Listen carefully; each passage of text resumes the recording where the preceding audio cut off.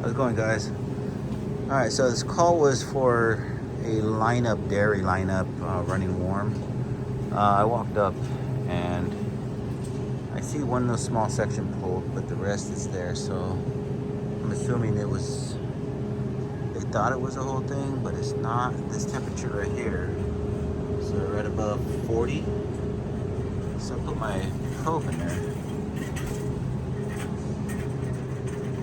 and I'm reading 42, so it's pretty accurate. So what I did also,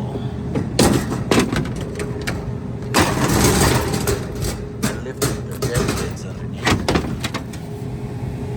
just to see my fans are working. So my fans are working. There's only one fan in each 14 section, so I got good airflow. So with my digital thermometer, I'm reading 43, 42, but all the way down the whole lineup. And it's not just that case over there, it's all the whole lineup is running warm. So, I mean, it's all over the place. It's 41, 42, 39. So it might be a refrigerant issue. So this system here is labeled 4F. And it's on rack 4 or system 4, but it's rack 4. So these are our times that it goes into defrost and how long defrost is. So right now I'm gonna go look for other systems that are on rack 4 that are related to see if those are also running at high temp. So that's what we're gonna go check out. Okay, this is another 4F case, or I'm sorry, 4C is in Charlie case. That's yogurt. And this is running at 30, so I mean these are fine. Both cases are running at 30, so this is good. So this is 4B, another that's reading pretty cold. Feels pretty cold in here. This is a walk-in dairy cooler. I just threw my thermometer up there and it's coming down pretty quick. So I don't believe that this one is an issue. Not like that one case. So, all right, I'm done looking at the walk-ins and all the coolers. Let's go up to the rack 4, and see what's going on there. I have a feeling this is okay. All right, I'm in the motor room, and 4, system 4, 19, plus 19 degrees on this suction group. So just right off the top, I'm just gonna make sure all my compressors are not tripped, everything's running. I got one compressor running, 2 are off. And they could just be calling for one right now. And this is a 3-rack compressor, or 3 compressor rack. That sounds better.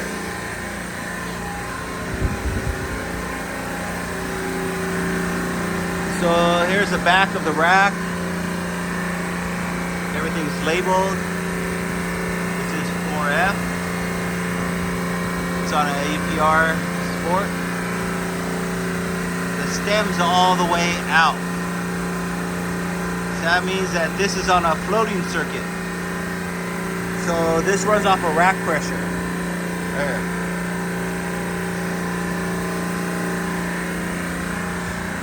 So we'll go to the controller. It's on this one right here. Racks 4 and 6. So here's the rack right here that I just looked at. Right now I have 2 calling, and at the rack we had 1 calling. So let's just double check that, make sure that that 1 compressor is on. Let's see if 2 are on. Well, I only got 1 running. I should have 2, but I only got 1. So this is cold. This is my discharge line. I'm just doing a quick double check. Yep, that's warm. Cold and cold. On, off and off. Let's double check our toggle switches. Those are on. These are all just physical checks. I'm gonna get my meter out later. So here's my RO boards, but these are for my each system. Right here. There's also RO board for the compressors, which is not in here. It's in another location. Why? Not too sure, but that's the way it is. So we'll go look for the RO boards, but first let's go back and check that controller one last time.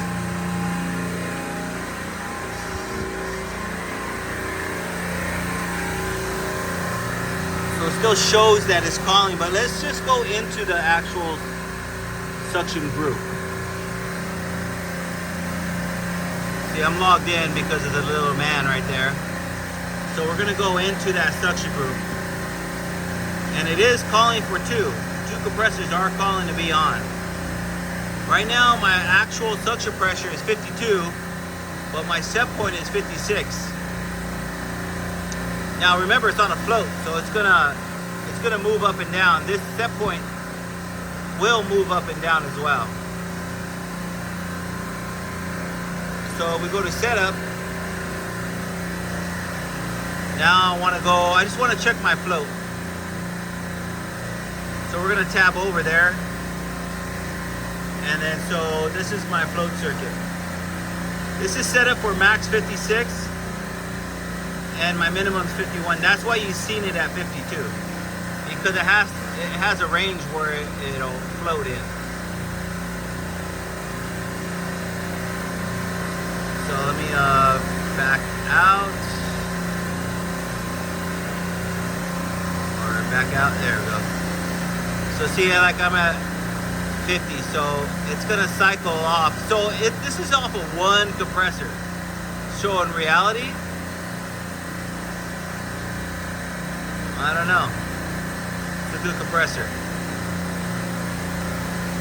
So I'm gonna look for the RO board so we can check to see why it's not, the compressor's not on. All right, so this is how you could get into the RO status. I'll show you right now. So a real quick way to go, I just hit Alt-O for ROs. That jumps me into my output status. So right here, this is my suction group. Stage 1 out means that's compressor 1, 2, and 3. Then it goes to a separate rack, which is 6. So these are my 3 compressors right here. You got 2 off, and 1 on right now. Which is true because if you go all the way back to the compressor, you got off, and on. Okay? And that was compressor 3 right here. That's on. Okay, so to find my board, we got board 1.3. That's for my 3rd compressor. So to the right of my controller is the panel. And up here, we write down what board's in here. AI1, board 1.4, or board 1 and 4. And then you got RO board 1 and AO board 1. So inside here, these are all my AI boards, because there's no RO points on here, no relays on here. It's just for all my sensors. Right here are my relays. So right here it's even labeled compressor 4.1, 4.2, 4.3. 4.3 got my light on, which is indicating that yes, it is calling to be on. So it's my number 2. So I'm going to force number 2 on and see if my light comes on. So I'm going to go to the controller and force it on. So I'm going to go back into my suction group. I am logged in. You have to be logged in order to do this. And then I'm going to go ahead and highlight compressor 2. Hit enter. Go to my overrides. Hit enter. I'm going to say yes. Hit Y. Hit enter, enter, and then I'm going to say on. And then enter. So that will automatically make it highlighted in blue, and that now it's forced on. So back over here to my RO, it's calling to be on right now. My light's on. It's calling to be on. Is it on? I don't know. I doubt it. It wasn't on before. Well, that just turned on because that's for my compressor 1, but this is my compressor 2, and that is still not on. So this is where my meter comes out. I'm gonna grab my meter. I'm gonna test my RO point here to see if my fuse is blown, or I could just open it up and check to see if let me just do it. I can do it with my nail. So right there, I don't know if you can see, but it's hard to tell, but it kind of looks blown. Let me see, let me look in the light. It might be good. Yeah, no, it's actually good. You guys can't see, but I can see it. It's good, but we'll test it with the meter just to make sure. Let me go grab it. All right, I got my meter. That's my field piece there. So I'm gonna go ahead. I got it forced on. So I'm gonna use these things like chopsticks. So I'm gonna go ahead and put it on my RO point where my wires are connected. Okay, there you go. 0 volts. Okay, that could mean that it's closed, or I just don't have voltage going through there. So let's see. I'm gonna go to ground now. I'm just gonna go straight to ground. Yeah, I got 110 or 120. Then I'm gonna jump over to my next wire and double check in. So I got 120 on both wires. So that means my fuse is good. I am passing power through my switch here, my relay. So it's not my board, not my relay. So let's go over to the contactor and check that out. All right, so remember, it is calling to be on right now. There's another, before I check my contactor coil voltage, up here, there's another control fuse right there, compressor 2. Let me check that.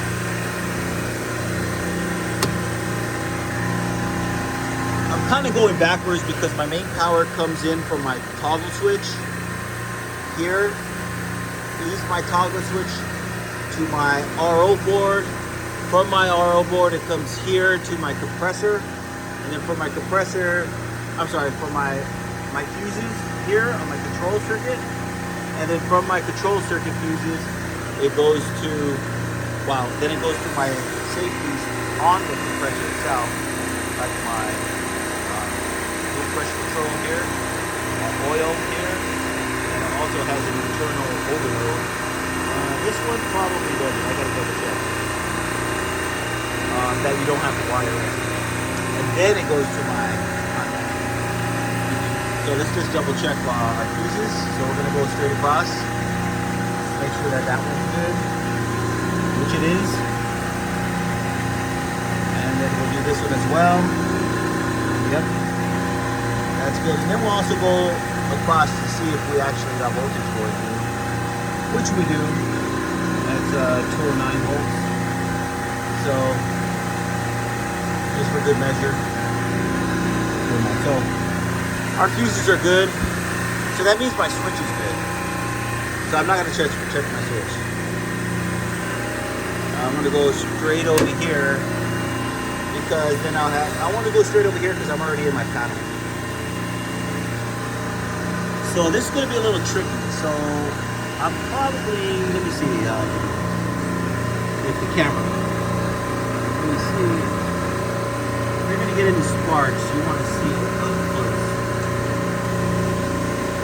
Alright, let's see if that works. So I'm gonna go ahead and put one here on my coil, and then the other one very carefully on the other side of my coil. I'm getting 0 voltage. Now I would show you, but then how am I gonna keep my beads on here? Because I have alligator beads, which I don't. So just trust me when I say I have no voltage going in. So that means it could be within my savings. So we'll check that right now. All right, I already took the covers off of my compressor. They're right there. Got my meter here. Let me see if I can put it closer so you can see it. Remember, it's still calling because I manualed it on. So right here, I'm gonna check my dual pressure control. Put it across. It's closed. I could even go to ground. Let's go to ground. Go to ground. See if that works over there. And I'm sure I'm gonna get 120 if I go to ground. Go to ground there. Yep. So I got power going to my dual pressure. And I'm assuming I got power here. So this is an oil fill. That's your heater right there. When it heats up, it opens the control circuit. So here's my control circuit.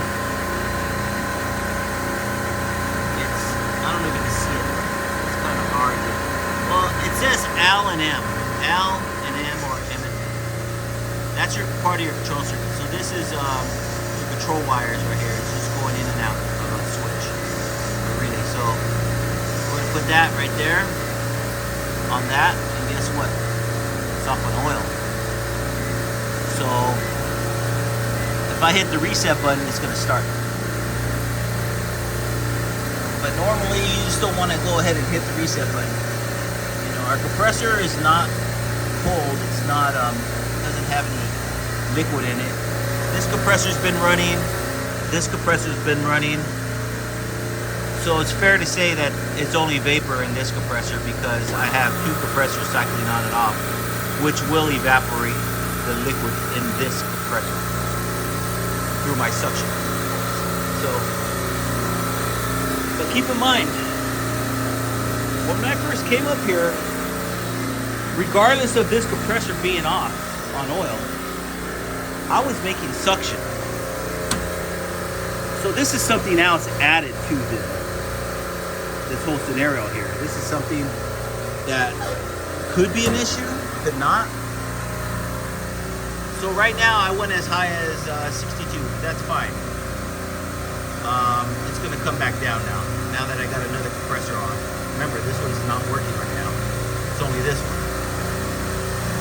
So let's pause on that compressor for right now and focus on why I'm making suction pressure, but my one case is still running warm.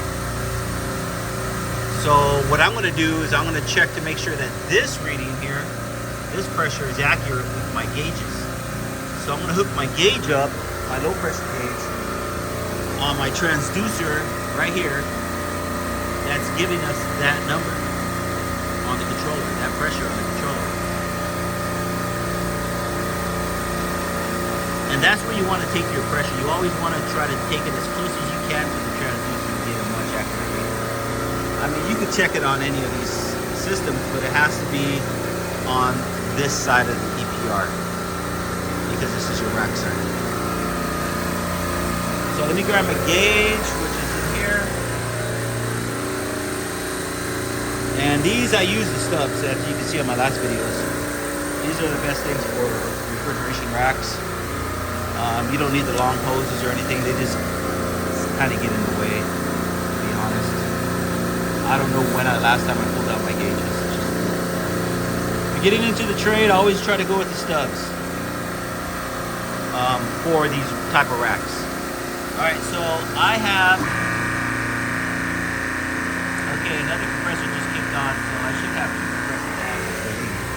Nope, it just kicked on one. So it switched from this one from 3 to 1. So number 1 just kicked on. Right now I'm about 52 PSI and dropping. Look at this one says 55. Kind of weird, right? I'm running at 52 on my suction, and I'm at 55 right here. But my case is running at 41, 42 degrees. So obviously this is off 54, right? Sorry about that. My video shut off on me somehow, so I was talking to myself for quite a while. So, okay, so where I left off on the last part was my controller said 54 and my actual gauge says 51. So we're gonna go back here again. It's 54, 51. So obviously we need to make a change to that. We'll do that in a little bit. But the real question is, again, I am at 54. On this gauge right here, it says 57, R507. That's what type of refrigerant is in this rack right now. I'm running about 16 degrees on my suction group here, but I'm running at 41 at my case. So it's obviously not the rack. That's the issue. My suction pressure is fine. It's the individual circuit, which is 4F. 4F is running off the EPR. But the funny thing is, this is wide open. So I should be getting the same pressure on both sides of my EPR. So we're gonna grab my, one last look. About 54 PSI, okay? Then we're gonna screw it up here on top.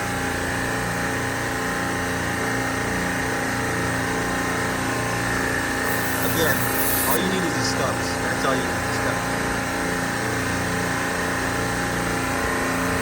So look at my pressure now.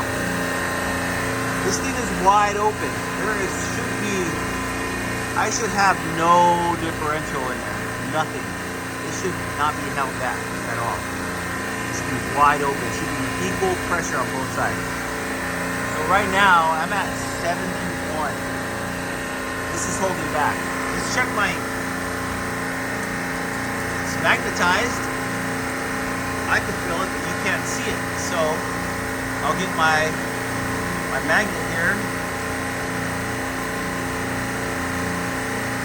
All right. There you go. It's energized, right? I'm at 71. So obviously this is an issue here. This is a bad EPR. It looks like it's been replaced.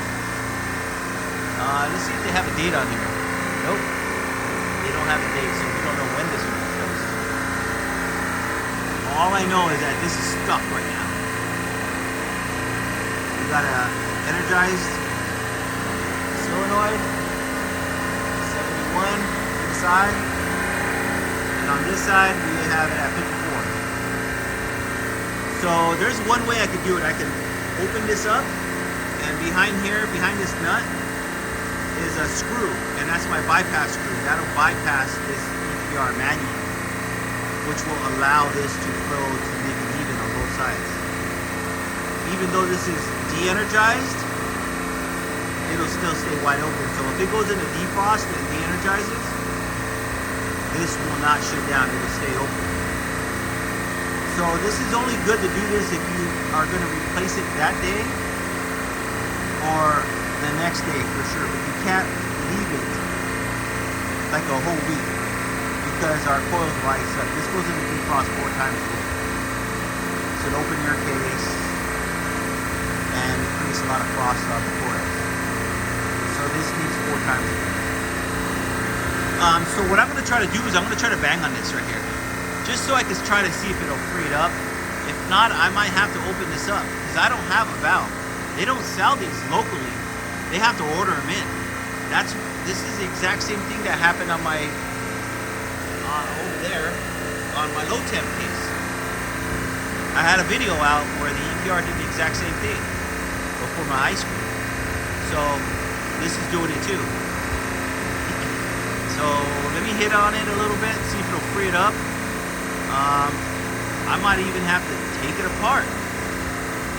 But once you take these apart, the little O-rings that are in here on this side, doesn't work. If you pull these O-rings out, they'll expand. They're expanded with oil already. They absorbed all the oil, the rubber O-ring. So once you take it out, it'll expand. You'll never get it back in. It'll be the hardest thing to get back in. You could do it, but it won't. It'll fight you. You can even cut as you're putting it in. You can cut the O-ring, and then now what? Now what are you gonna do? Now you have a leak. It's gonna be leaking like crazy. So don't ever open one of these unless you have something to replace it. Okay, just a fair warning. I learned from experience. All right, so let me bang on this and see what we got. I got my wrench over here. My Pro Pack, and then I got my little, where is my wrench here? I got my smaller bag.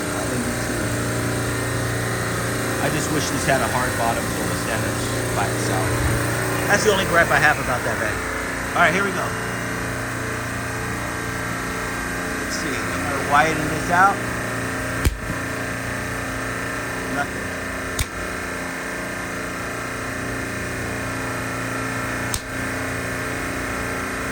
Okay, it's not budging. I don't want to keep whacking down there. I might mess something up even more or create a leak. So obviously this is bad. So this has been changed out. Now notice that half of this has been changed out. The other half is the old piece. So there's a plunger behind here that's connected to me. So let me show you real quick on the other one that I did. Put my wrench back. So this is the other rack that I did. If you replace these, don't just replace half. You replace the whole thing, all the way from the back, the whole thing. It's okay if you don't replace this unless it's damaged on the actual inside of this. But I inspected it and it's fine. 99% of them are fine too. There's that 1% that it's scuffed, it's nicked, something happened. So when you replace these, replace the entire thing. All right. So that's what they didn't do on this one. They just replaced half of it. Maybe because they couldn't take this off. This was a mother. Me trying to take that other one off on that side. This was really hard to take off, but it came off. So that's probably what happened with them. So now I gotta replace the whole thing. So I gotta order this up. So I'm gonna take the information here, all this information, I'll take a picture of it, and then I'll order it from our parts house. So what I'm gonna do is I'm gonna open this up. I have to do that. What I said don't do, I gotta do. So if you're gonna do something like that, you gotta make sure you come here every day, like in the morning. Make that your start and throw it in a manual defrost.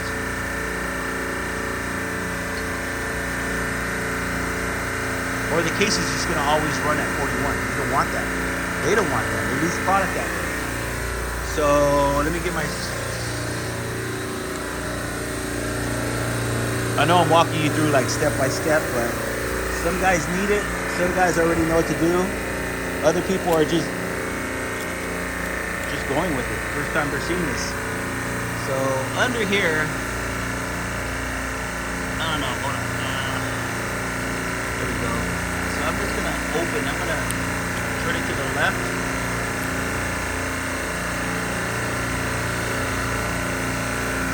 So as I'm turning it, you see the needle, it already dropped. So you just wanna turn it till it stops. You don't wanna force it because then you'll start unscrewing it. And that's a big no-no because all the refrigerant will just start pouring out of here. Experience, guys, I did that before. It wasn't fun. Okay, so I'm gonna put this back on just in case it's leaking out. I don't want it to leak. So now I'm running at rack pressure. What am I at? 63? Sounds like I'm yelling. I kind of am because it's louder here. Some people can't hear me. So I gotta go back in here. 62, so pretty damn close. So I'm gonna leave it the way it is right now. It's dropping the temp as we speak. Let me go to circuits. That way I can show you. You go to 3 circuits.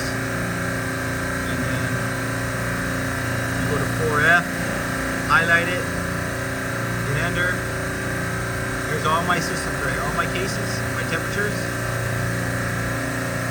And as you can see, they are dropping slowly. They are dropping. See, I'm already at 39 average temp. Everything's dropping. I'm at 39, 36, 40, 38. So, not a refrigerant issue. Not this compressor that's off on oil issue. It's an EPR issue. Alright, so now that everything's dropping in temp, I'm going to go ahead, get some information off of this, and then we will continue on with the compressor number 2 off on oil. Alright, so right now I have compressor 2 overridden on. So I'm going to go to my menu, suction groups, and then go into that suction group, and I'm going to go down and highlight that compressor, hit enter, go down to that. Look at, I'm not logged in no more. You don't see overrides no more. So let me hit the login button. Let me log in real quick. And then now my little guy's there, so I'm gonna go back to it. I'm gonna hit menu. No. I'm gonna hit enter. See, now my override popped up. So you have to be logged in. I'm gonna say yes. I'm gonna leave that yes, and I'm gonna override this off right now. The reason why I'm gonna override this off, see how it stays highlighted still? Because it's on override. So the reason why I'm keeping this off right now is because these 2 compressors could run this whole rack. Excuse me. So right now I'm gonna go ahead and leave it off. The compressor just turned on. It's gonna pull that back down. I'm gonna leave this off. I'm gonna do a separate video on this. For the oil on this compressor here, compressor 2. So I'm going to put this back together. I'm going to finish up the EPR video. So I'm going to go ahead and order it, and then I'll come back and then we'll troubleshoot why this went off. Now again, the only reason why I'm doing this is because these 2 compressors will hold no problem suction. So that's why I forced that one off. Alright, so I am pretty much done for right now. I'll continue the video probably like in a part 2 because this one is probably long. So I'll do a part 2 on this, and then I'll just link them together so you can watch the first one and then the second one. Alright, so we're just give it one last look. So I got both compressors on, one manualed off, highlighted. We're running really good rack pressure. I'm not going to mess with the rack pressure calibration.